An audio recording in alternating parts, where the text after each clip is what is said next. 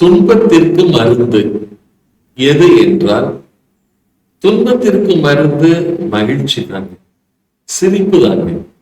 எப்பொழுதும் நீங்கள் உங்கள் மனதளவில் ஒரு விதமான மகிழ்ச்சியோடும் ஒரு விதமான திருப்தியோடும் நீங்க இருந்தீங்கன்னா நிச்சயம் உங்களை துன்பம் நெருங்கவே நெருங்காது.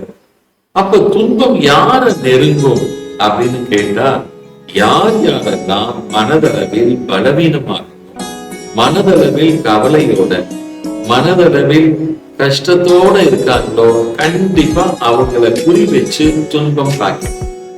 அதனால மனம் உறுதியா இருந்துச்சுன்னா எந்த துன்பமும் நம்மை ஒன்றும் செய்ய முடியாது. கவலைகள் நெருங்கவே நெருங்காது.